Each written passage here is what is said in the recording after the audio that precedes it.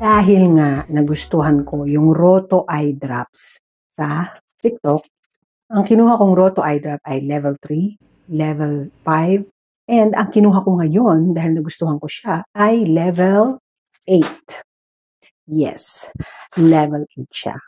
Pakita ko muna sa inyo yung Roto Eye Drop na level 3 and level 5. So, gumawa ako ng shorts nito. Taran! Ayan, ito yung level 3 na tinatawag at ito yung level 5. Sabi yung ibig sabihin ng level yata ng lamig sa mata. Yung yellow ay mild lang. Level 3, talagang meron na siyang malamig, cold feeling. Tapos ito level 5. Tatagal lang naman ang lamig ng mga 10 seconds. So, bubuksan natin yung Roto Z kung tawagin, yun yung level 8.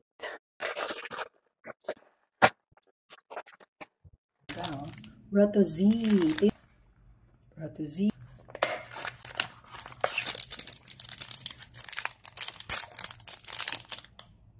Ito na siya. Iba rin yung packaging niya actually. Parang circle lang siya nandyan. Ito, meron siyang parang, nakikita nyo ba? Ito yung bida eh. Ito yata yung original eh. Level 8 daw to. Hindi ko nasusubukan guys kasi time check is past 12 na, 12:20 na. Matutulog na ang lola nyo. So yun lang ang ating unboxing sa Roto Z level 8.